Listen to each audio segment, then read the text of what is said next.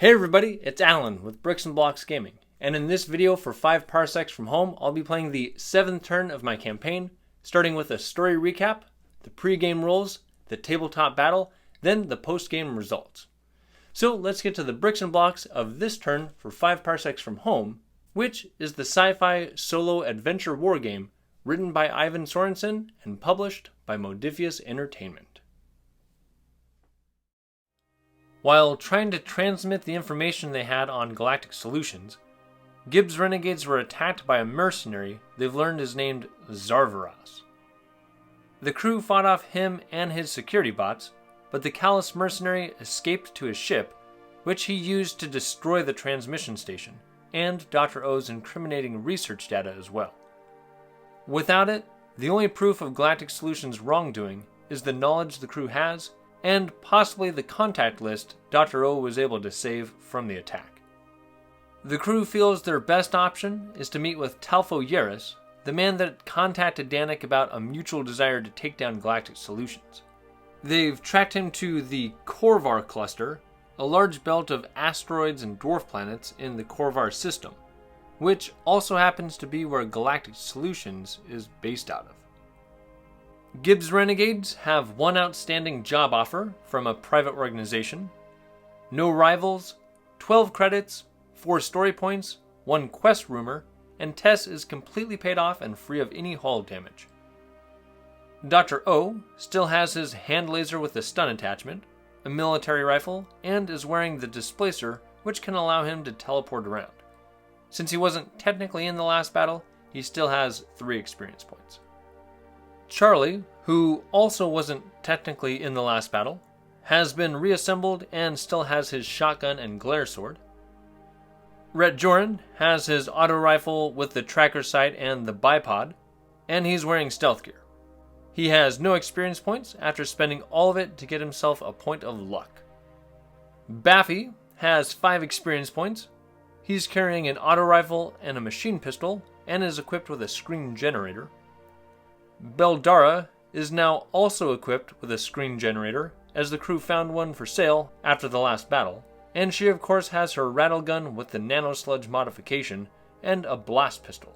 She has 5 experience points, and I totally forgot that her reaction stat is now 2, and so I play her as only having a reaction stat of 1 during this battle. Ugrok rescued the satellite technician in the last battle, and fought off a security bot in close combat with his new Shatter Axe. He's also carrying his colony rifle and wearing combat armor. He has 3 experience points. Captain Danik Krall has 2 experience points after increasing his movement. He's wearing combat armor and is currently carrying a military rifle, hand cannon, and machine pistol.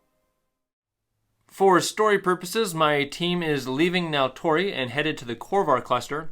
However, as far as gameplay mechanics, I won't be doing any of the traveling steps. I rolled last time the location had a high invasion risk, and training was more expensive, and they found a patron that will be Talfo Yeris, and all of this just seemed to fit well story-wise with what the crew will be doing now, getting sent through the Korvar cluster to disrupt Galactic Solutions operations. So starting with upkeep and ship repairs, I have to pay 2 credits because I have a crew of 7. I have no repairs needed on my ship. It's completely paid off, and I don't need to pay anything for any characters in Medical Bay because no one is there. So we'll move to assigning and resolving crew tasks. In my last battle, since I rolled the patron I found was a private organization, I'm saying that my crew has tracked Talfo Yeris to a trading outpost on Korvar Delta, and Danik and Baffy are both going to go trading to try to locate him. And for their trading results, Danik gets a 32, and Baffy will roll up an 88. And I like this. Danik rolled up contraband. You can turn this down, but if you accept it, you earn 1d6 credits from selling it. If you roll a 4 to 6, you also receive a rival.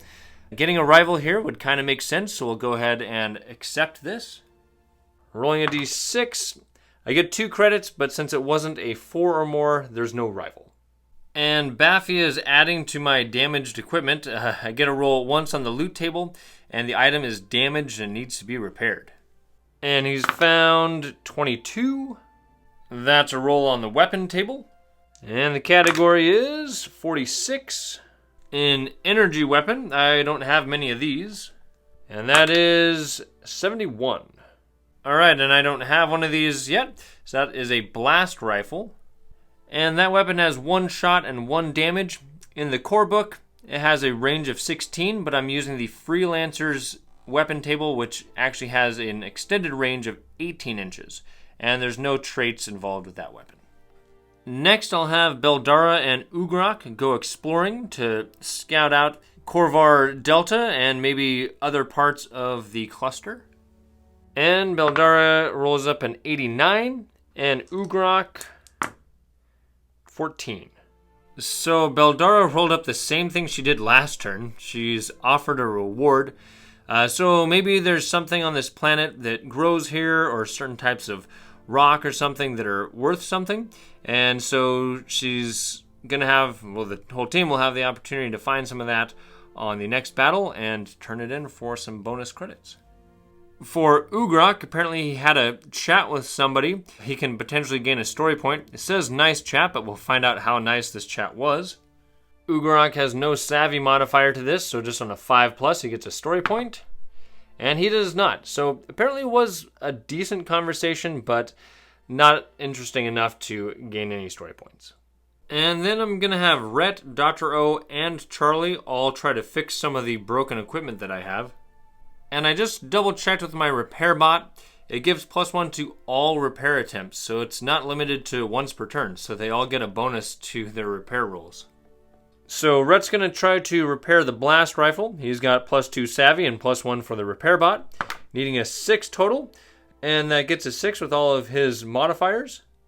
And next, I rolled up a quality sight last battle, and Dr. O is going to try to repair that. He's got 3 savvy plus the 1 for the repair bot, and he repairs that.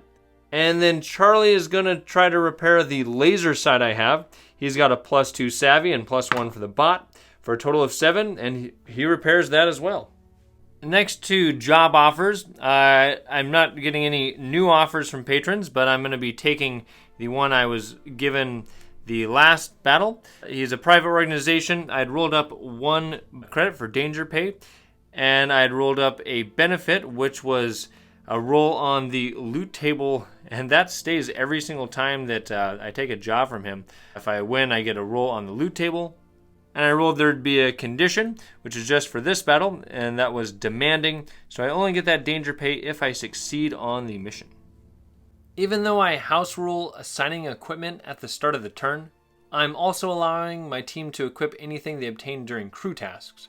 So Danik is swapping his military rifle for the blast rifle the team repaired, and attaching their new quality sight to it, increasing its range to 20 inches, and allowing rerolls of 1s when only firing 1 shot. And he'll attach the laser sight they repaired to his hand cannon, giving it snapshot. So combined with his combat of +2 and being a pistol, it has a +4 to hit within 6 inches. And I suppose before I roll up the details about this job, I need to resolve any rumors. I do have 1 rumor that I got at the end of the last battle, so I'll roll a d6 to see if I've got a new quest starting. And I have to get a 1 to get a new quest, so I've not started a new quest yet. And since I have no rivals here yet, I'll go ahead and roll up deployment conditions for this patron battle. 46. And for a patron job, that is poor visibility, which gets kind of annoying. It was kind of annoying in the last battle, but that's what we rolled up. A maximum visibility is 1d6 plus 8 inches. Roll at the start of each round. I'll try to remember that in the battle as far as rolling it each round, but that's going to make things a little tricky.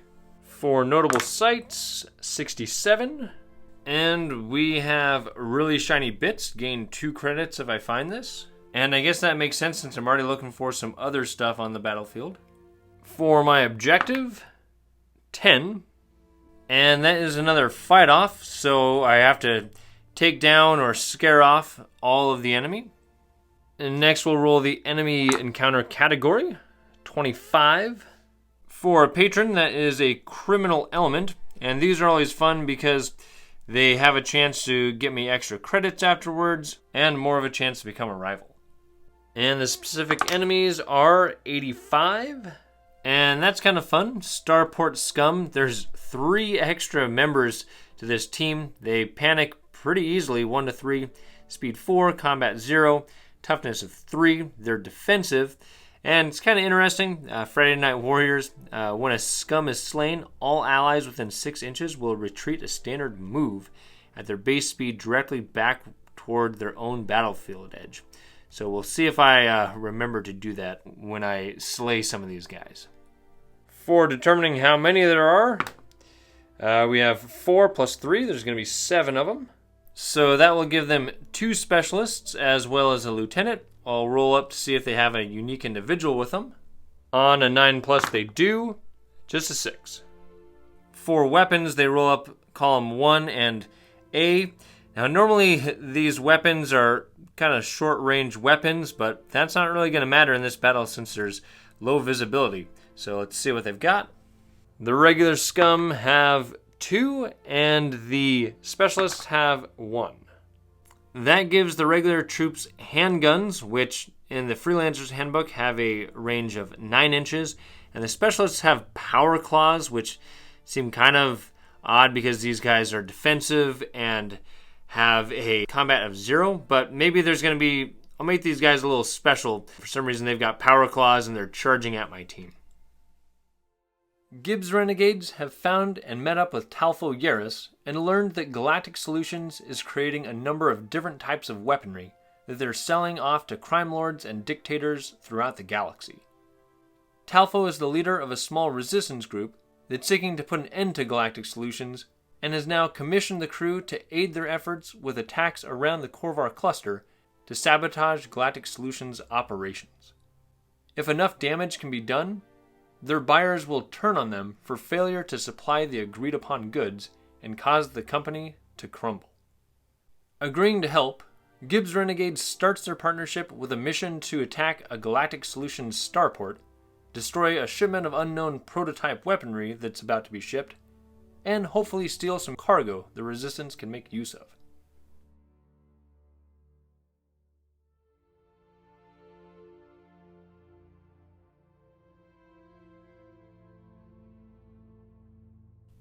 Most of the material found in the Corvar cluster is a unique red mineral that can be found on all of the dwarf planets and major asteroids in the cluster.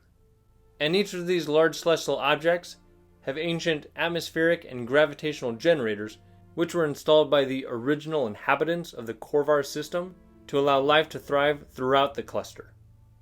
This battle takes place on Corvar Gamma, and this dwarf planet has a number of very large asteroids locked into its orbit, and every day around mid-afternoon, the Corvar system's star is blocked out, which causes variable levels of light to hit the surface. Many locals use it as a time for a midday break or nap, so Gibbs Renegades are going to try to use it as an opportunity to sneak into the Galactic Solutions starport. As most of the crew rushes in to take out the assumed poorly equipped starport guards, Rhett and Charlie wait nearby with Tess to swoop in and load the cargo once the rest of the team has it secured. But as soon as the hired guards detect the attack, they unleash the prototype, which happens to be some bioengineered creatures with cybernetic enhancements. Since I rolled 2 specialists that have power claws, they'll be these creatures. I'll give them the same stats they should normally have, except I'm raising their move to 6 and their toughness to 4, and making them aggressive so they'll try to charge into combat. I'll also be using the rules for lunge attacks found in the Freelancer's Handbook in the dramatic combat section just for these creatures, which helps to balance brawl-focused characters, and I'll explain any rules as needed during my gameplay. My battle will be played on just this 20-inch by 20-inch section of my table to simulate my crew having already charged in and to limit unneeded space since line of sight will be limited the whole battle.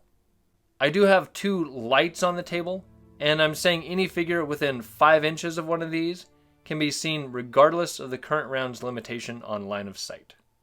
For the enemy, they've got their regular starport scum over here, a couple pilots and a couple of Marines, I guess, and their lieutenant. And then over here are their bioengineered aliens with the power claws. And then over at the gates, we've got Dr. O by Captain Danik Krell. And over here, kind of blending in, we've got Ugrak with Baffy and Beldara. And for the last part of my battlefield setup, I rolled that there would be some really shiny bits located on the battlefield. So I'll roll to figure out where these get placed. And also during Beldara's crew task, she was offered a reward if she searches one of the terrain pieces. So we'll just number these storage boxes off. Number 1, 2, 3, and 4. Okay, so if anybody gets to storage container number 4 and spends an action, they will gain 2 credits. And usually the shiny bit is located 2d6 plus 2 inches from the middle of the board. But since I'm playing a small board, I'm just going to do 1d6 plus 2 inches. That'll be 7 inches, and the direction will be that way. So those really shiny bits show up 7 inches from the middle, just a little bit at an angle, so we'll just clip that in right there. And then the 4th storage box was this one right here. So that's the one that they need to get to and spend an action to investigate. I'll start out by trying to seize the initiative. 2d6 plus 1 for being outnumbered and plus 3 for Dr. O's savvy. For a total of 12, needing a 10, so I will seize the initiative. So that allows each of my characters to either make a normal movement or take a shooting action. None of my guys can see anybody, so I'll just do some movements. I'll start with having Ugrak move 5 inches out here. And then everybody's just going to kind of follow him. Baffy could move 6 inches, so he'll move just over here. Beldara can only go 4 inches, so she's kind of stuck back here. Danik can move 5 inches now, which will get him around here by this crate. And Dr.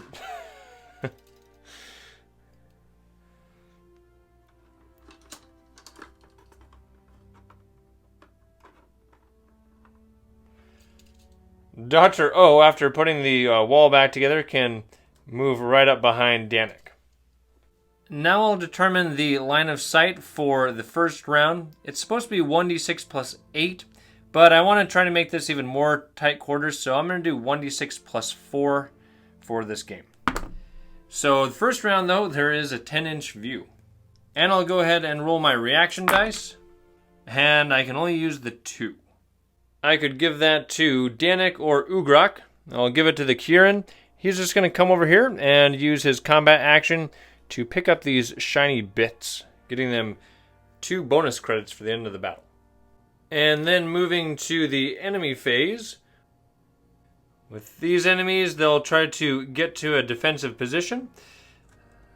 They'll have this pilot run up here. This one will move right behind him. And they'll go ahead and have these Marines. They can't really get to a good defensive position there. And they probably also don't want to be around these alien creatures. So actually their whole team's going to run in this direction. Moving and dashing a total of 6 inches. And then for their aliens, they can run a total of 8 inches on a dash. I think they're both going to come around this back side. 4 inches to that edge, and then 4 inches right up here next to this light post. And then this other one, he'll kind of move right up behind. And then moving to the slow phase, Baffy is just going to move over here behind this crate. And from right there, he can see this alien in the back, and he's going to go ahead and fire his auto rifle at it. That is within the 10-inch line of sight for the round. Baffy still has a combat of +0, and I'll say that this is a shot and cover, so he needs a 6 first shot, and manages to hit. And I'm giving these creatures a toughness of 4 instead of 3, and that happens to take the first one down. So the crew hears some commotion over here. Baffy runs over here and takes a look and sees some weird creature and just starts opening fire. and just blasts one of them down. The crew's not sure what they're facing off against. And over to the other side of the board, Dr. O and Danik are both going to advance behind this storage crate. They can both move a total of 7 inches on a dash. Dr. O is just going to come right over here behind this barrel, and Danik will come up behind him. And then Beldara is just going to run over here, dashing to get behind this barrel.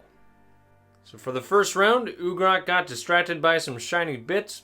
Baffy learned that they're facing more than just some starport scum. The team has moved into position, and now the asteroids above them are moving around, changing the line of sight. So 1d4 plus 6 inches this round, 8 inches that they can see. And I'll roll up my reaction rolls. Alright, well, I can use the 3 and one of the 2s. So I'll give one of the 2s to Ugrok, and he's just going to stand there and go into snap-fire mode, just kind of looking off into the shadows to see what's coming his way. And then I'll give their 3 to Danik, and he can move and dash a total of 7 inches around Dr. O, right over here by this light.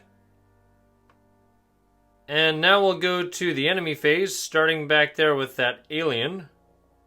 So it's going to run out here towards Ugrok, and when it gets around this corner here, Ugrok can do his snap fire with his colony rifle.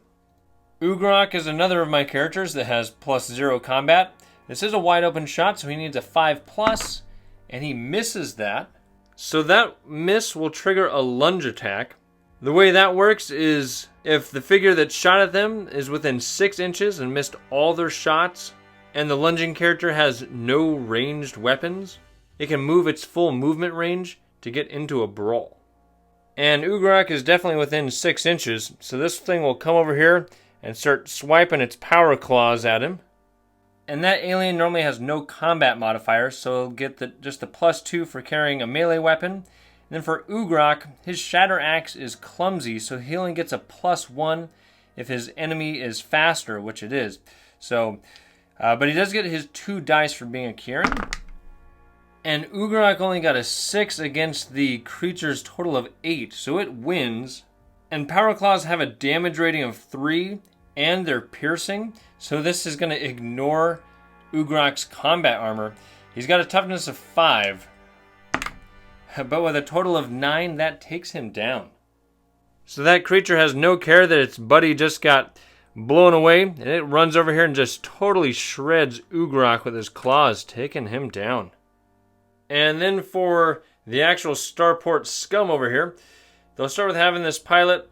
He can move 2 inches over this ladder, 2 inches up, and then 2 inches right over to here. They'll have their lieutenant run up over here, and he'll yell at the Marines to just start charging over here. They're not really going to bother staying in cover because they can't be seen in the shadows. And then their last pilot, he is going to just run around the corner, and he can get right behind this barrel over here. Now to my slow phase. Baffy's kind of taken off guard by this thing charging out. Beldara just lifts up her rattle gun and starts firing at the thing. She is within the current 8-inch line of sight to the creature, and she has a combat of 0, but she didn't move, so she gets a +1 from her nano sludge, and this is a wide open shot needing a 5+. But she is aiming, so she gets to re-roll that. So first shot hits against the toughness of 4, and it blocks that, so it takes a stun. Second shot, that hits. Toughness of 4. It takes another stun. And the third shot, it hits also. And that takes it down. So she starts firing, and bullets just kind of bounce off this thing's insect-like skin. And then eventually one of the shots hits its mark, and the creature goes down in a pile of green, bloody goo. And then Baffy's just going to take a moment to regroup after seeing all that.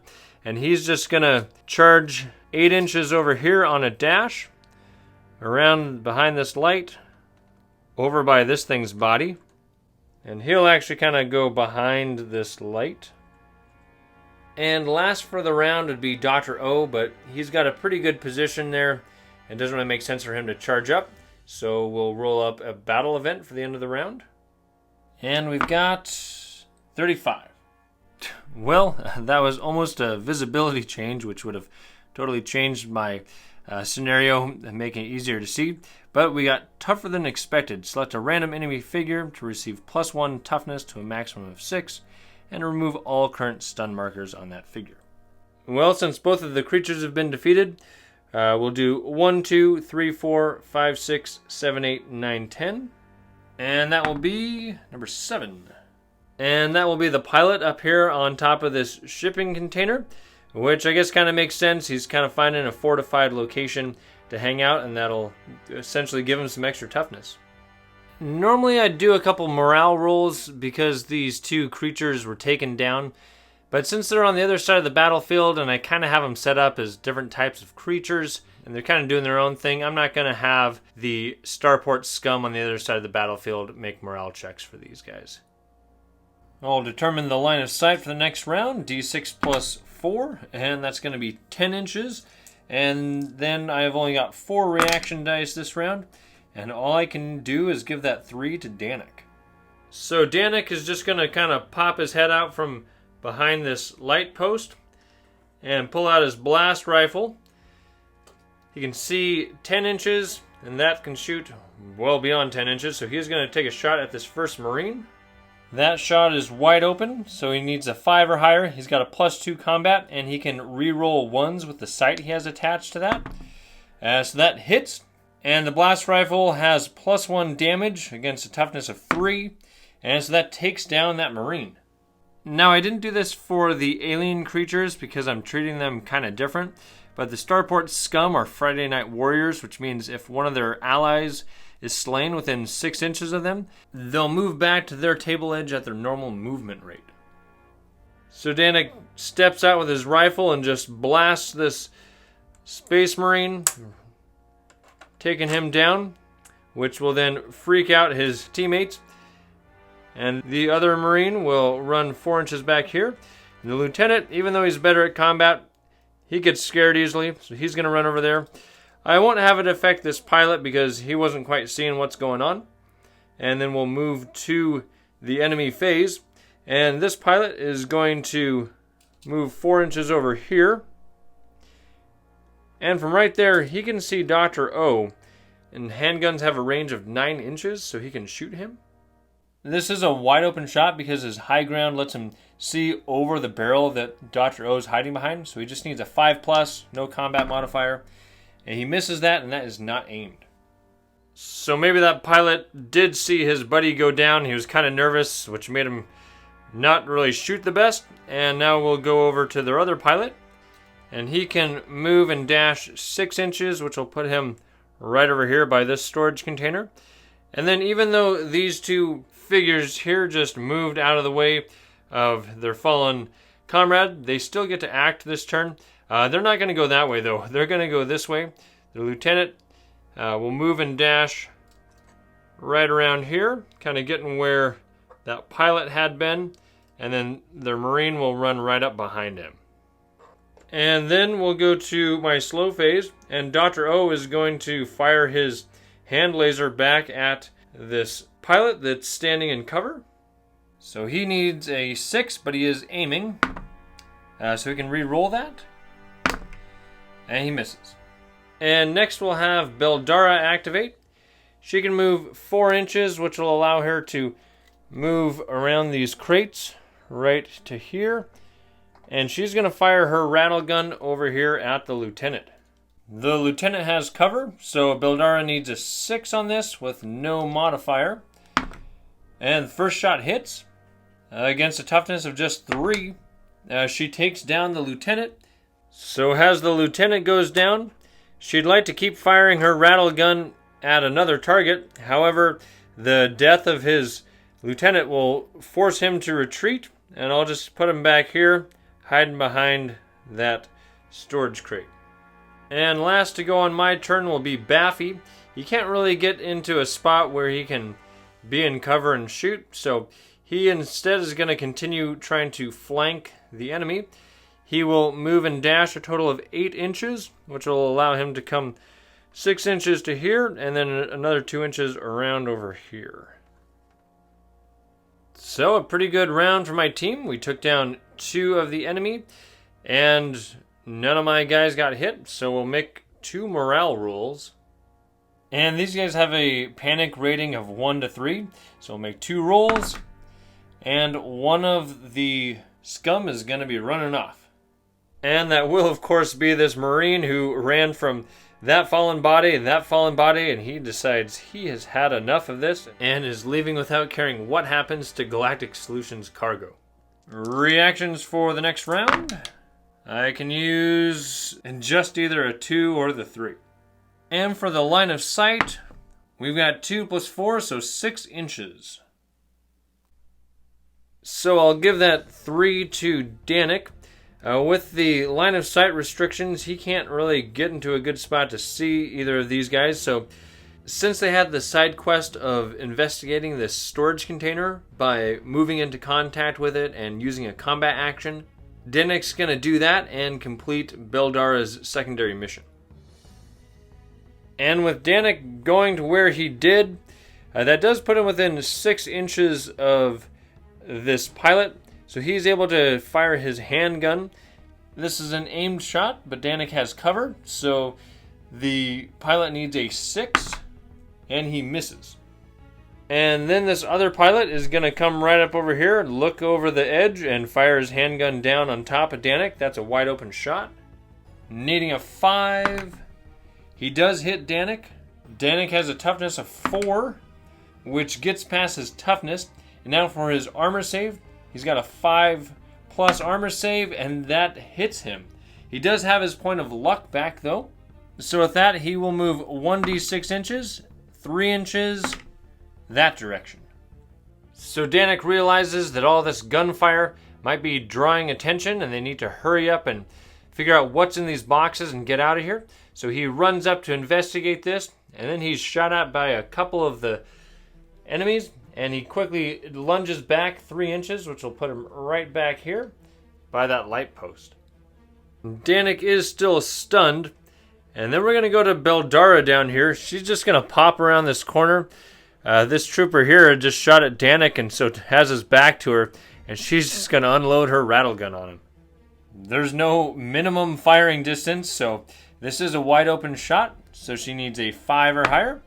First shot misses, second shot misses, and the third shot. So she just misses with all of those.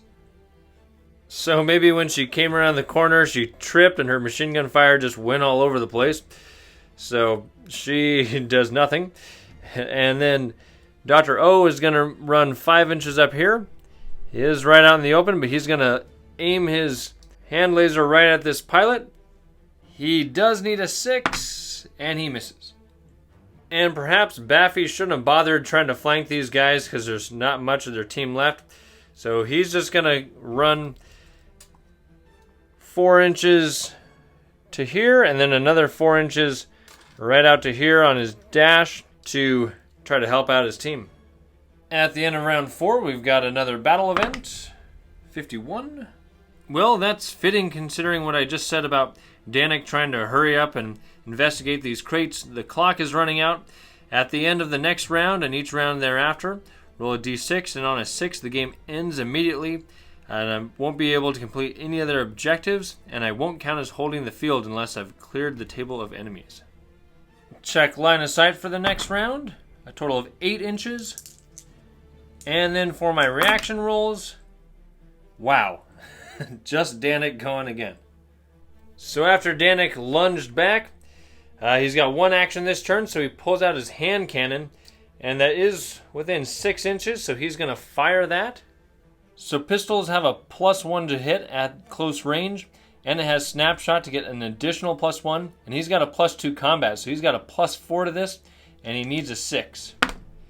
And with a 7, that hits The hand cannon has +2 damage against a toughness of 3. I mean 4 with his bonus, but that still takes him down. So he blasts this pilot, and his stun goes away. And now we go to the enemy phase. And when Beldara kind of stumbled around the corner, that gave this pilot a chance to turn around, and now he's taking a close range shot at her.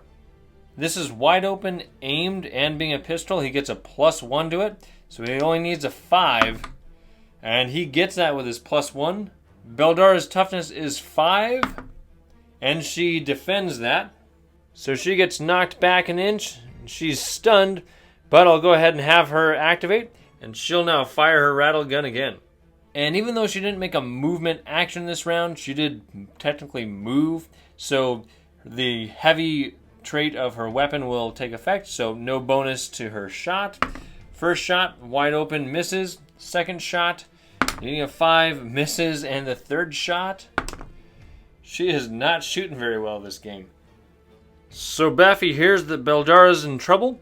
So he is going to run in her direction. He'll run right up here, taking some cover. And he'll pull out his machine pistol, which will give him a +1 to hit from that distance. This is wide open, and he's got 2 shots if needed. First shot, with that pistol bonus, hits against the 3 toughness. And he does block that, taking 1 stun. Baffy's going to shoot the other shot. Hits again against the toughness of 3. And another stun. So this pilot gets pushed back a couple inches. He's got 2 stuns on him. And Dr. Rose is going to step around here. Not knowing too much about combat. Normally a crossfire isn't a really good plan, but he's going to go ahead and fire his hand laser at this pilot. From this range, the pistol gives him a +1, and I forgot that the hand laser has snapshot, so he's got another +1, and he only needs a 5. And he hits. Against the toughness of 3, he takes him down. So quite the way to go down for this guy. A rattle gun starts firing at him. Some other guy comes out of the shadows firing a machine pistol. He jumps back just to get shot in the back by a laser. So Gibbs Renegades have taken down this team of Galactic Solutions starport scum and 2 of the bioengineered aliens that they were storing in these shipping containers. And now Rhett just needs to bring over tests so they can load up some of these specimens and see what Galactic Solutions is up to. But it might have come at a cost, with Ugrok falling to one of those strange creatures.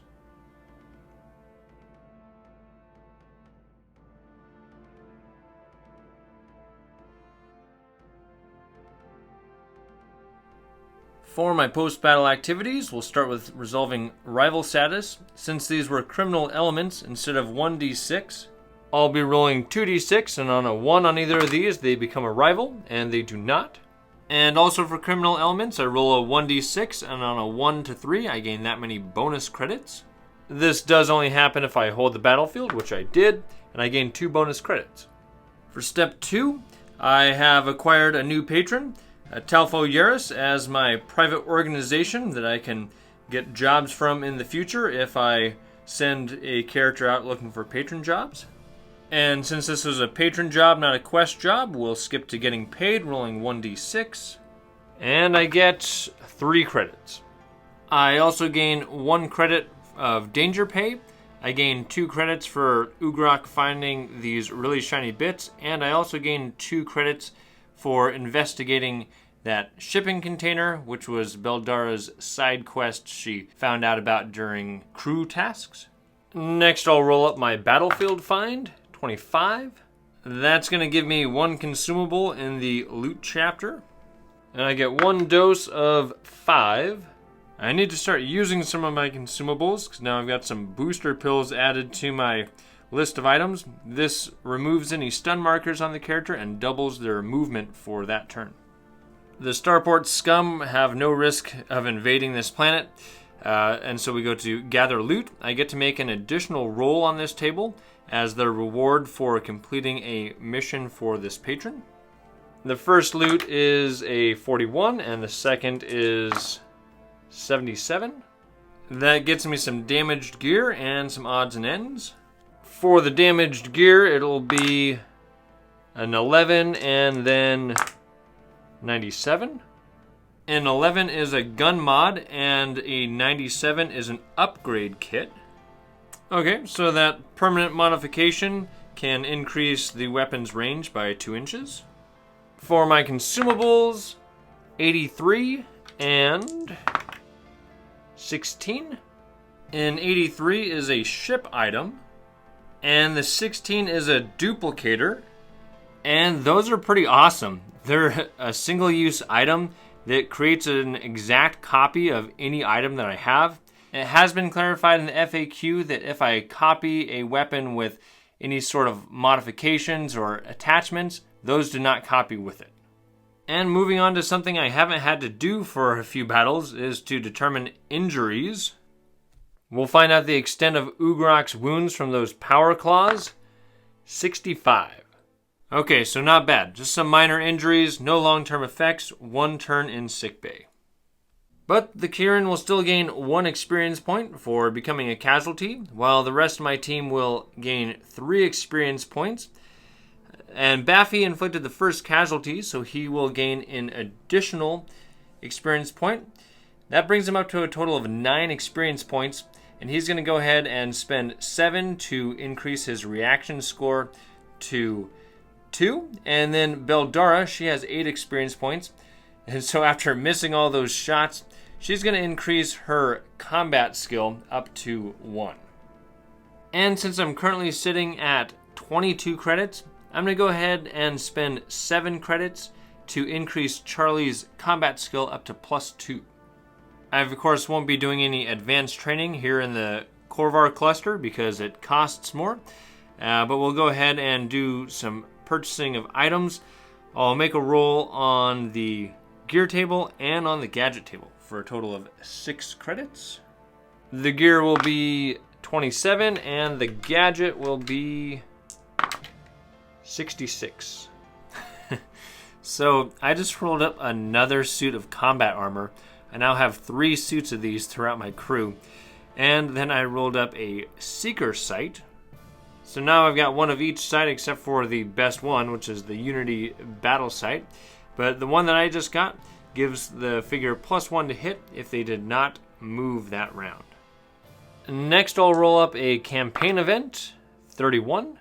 And my crew might end up having a quest to go on soon because somebody just overheard something. And I've now got 2 total rumors. For my character event, I'll go in the order of Danik, Baffy, Dr. O, Rhett, Beldara, and then Ugrak. And that will go to the captain, and his character event is 91. Well, that is a bummer. One of the items he carries is damaged and has to be repaired before he can use it again. Now, I think sights count as separate items because they can be removed and swapped around from weapon to weapon. So I'll go in the order of blast rifle, quality sight, hand cannon, laser sight, machine pistol, and then combat armor. So his combat armor is damaged. Thank you for watching. Feel free to click like or subscribe for more 5 Parsecs from Home action. I'm Alan with Bricks and Blocks Gaming. Play well.